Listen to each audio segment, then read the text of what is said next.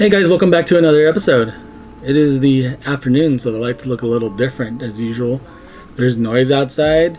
It's a little brighter right here because it's like the afternoon right now. But I wanted to make a really quick video. We all know the Switch isn't a new product. I recently got one and it's like, why would you get one so far into its life cycle? But I do a lot of traveling now. As you know, traveling is getting a lot better. Japan just opened. Good news, Japan opened up. So I'm going. Oh, my boys are here. My boys awake right here. I wanted to make a sort of a guide on my own experiences. You probably have your own. I would love for you to tell me in the comment section your experiences and your favorite accessories for the Switch. But let's talk about what I've gotten so far. I'm sure these will change year over year. So first off, I'm using this case. This is the Nintendo branded soft case. It's padded, but it's not like the most protection. But I really don't want a bulky thing in my backpack, you know what I mean? Because this is going to go in my backpack, and this is going to be in my carry-on. So I wanted it as slim as possible because I don't want it to take a lot of room up. Let's open this up. It's pretty simple and basic. It's like leathery on the outside. And there it is. There's my Switch, my OLED Switch. You know the joysticks, they obviously stick up a little bit. So this middle thing, there's like a thing that stretches out like this. The thickness of this is sort of so that it's like the same height as the joysticks. I don't know if I can get a good view of that. But this padding makes the top cover flush with the joysticks. So there's not a lot of pressing, or hopefully I'm not going to break these joysticks or they're going to have drift anytime soon. So when you close it, it's not so much pressing on the joysticks. You can still click the joysticks while it's in the case. So the joysticks reach the top of the cover, but unless you're like throwing this thing around, your joystick should be fine. Simple case, I like it. It's like felt lined on the inside, so it's nice and soft.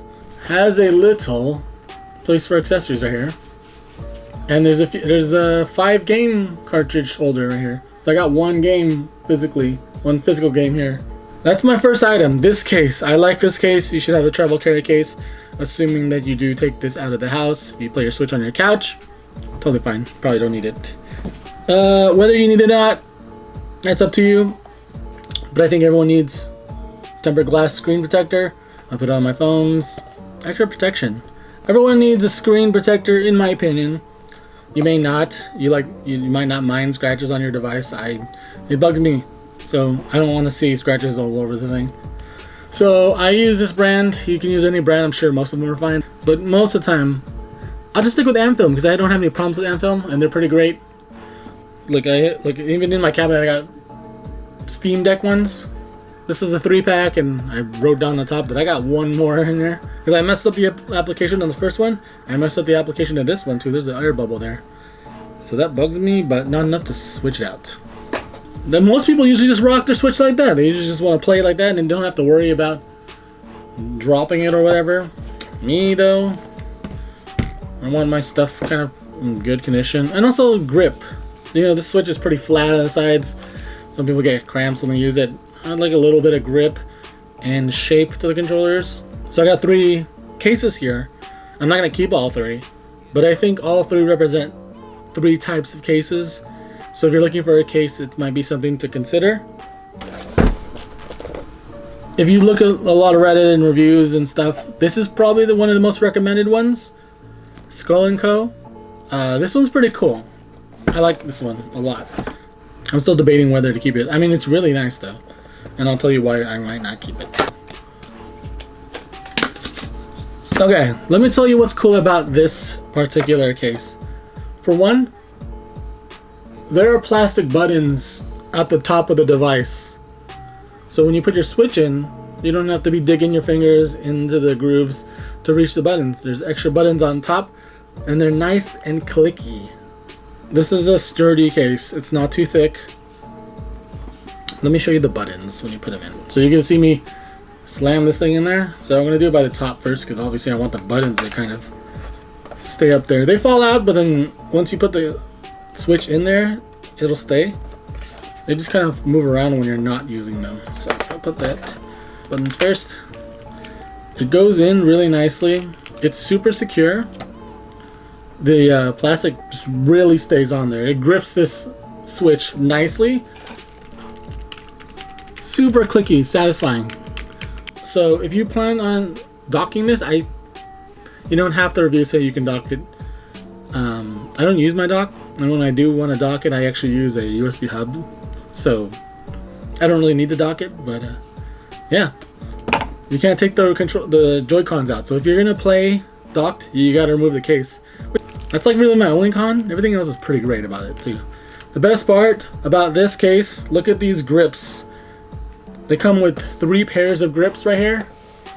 And what you do is you grab there's one for each side. So you grab one of these. So you see the grooves here on the back. They open up at the top on the grip. There you go. So just as easy, they kind of click into. So you line up the grooves and you slide it up and then it snaps at the end. So look at that. You got a nice grip right there. So you can see this grip is pretty thick. This grip is thick with 2 C's. And then you got this one, slightly less bigger. And then the last one is probably my preferred one. Actually, I just don't use any of them, but my preferred one is this slimmer one.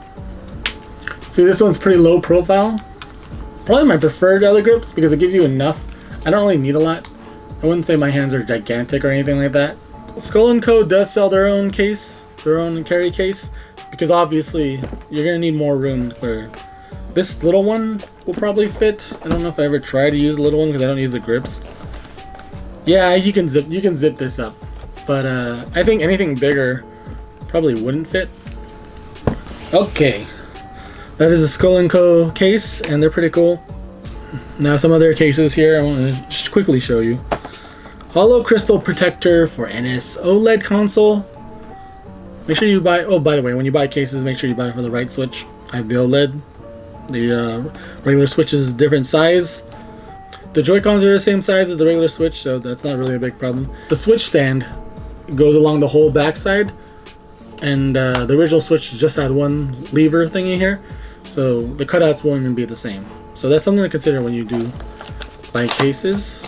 If you want something a little tougher, maybe you want to use the Joy-Cons separate and you keep taking them out. So this one, it's a little plasticky.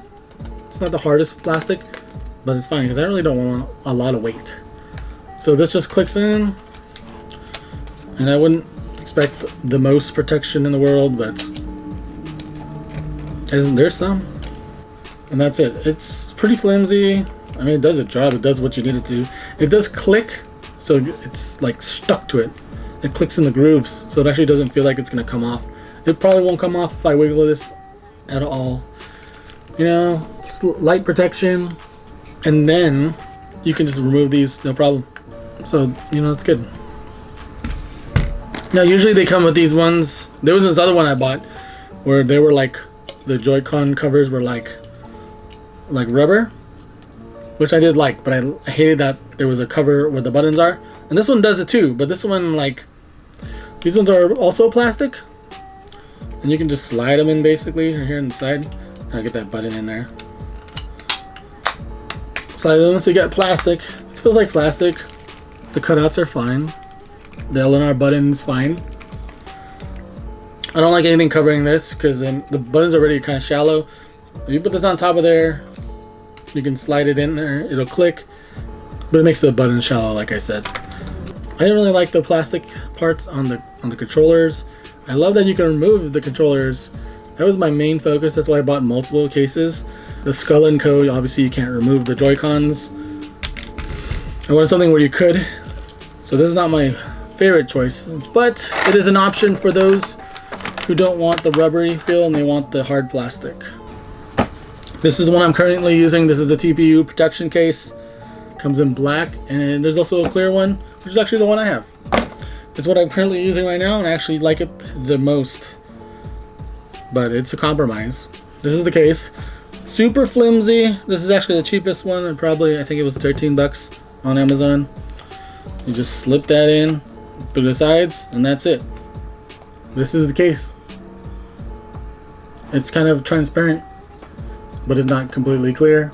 You can still put stuff behind it and see it. The best part is the back of the controllers, the grips.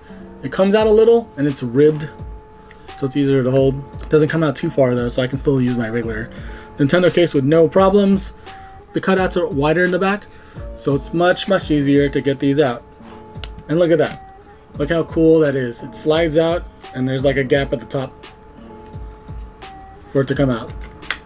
You can just push that back in. That's the main reason why I use this one, because I want the Joy-Cons to come out. And I also like that it's the opening here. There's a lot more open at the top, so these buttons aren't like covered or anything. They're very open. So that makes playing games with those buttons very easy. So this one's my favorite case because I like the second one, but this one is like rubbery, so it feels nicer on my hands. It's easier to grip. All the ports are open, as you can see. Wide enough. This should be dockable. I haven't actually tried to dock this, but this should be dockable. The worst part of it is the fact that it's like a flimsy plastic. The cutout, there's a big cutout for the stand, which is great, but that means it's less, the case is less formed, I suppose. That's the best way to say it. Maybe I can show you here, but this thing, it constantly has a little gap in there. It doesn't stay down, which is really the only con for this case, in my opinion. It doesn't stay down, but that doesn't really bug me that much. I wish it was like sturdy. It does what it needs to do. It does what I need it to do. So this is what it does. This is probably my favorite one out of the three, just by utility alone. But the Skull & Co is obviously the best quality wise. You need bigger grips, adjustable grips. That's the one to go for. I actually have one more accessory. I plan on buying a lot of digital, if I can buy all digital. So I got this little SD card. This is the 512 gigabyte. It's a Nintendo branded one, but the regular ones are fine. I read that you don't need a lot of speed for these cards. At a certain point, it becomes non-necessary. So you want to get a fast one, but getting the fastest one doesn't mean much because there's only certain speeds that this Switch can access. So those are my accessories that I got for my Switch. Let me know down below what you got, and I definitely want to check it out. I want to see what you guys are using. You know, there's always better things out there that that I don't know about yet. Especially as a new Switch owner, you know, this is the stuff I've researched so far. So let me know what you got, and take it easy, guys. Till the next video.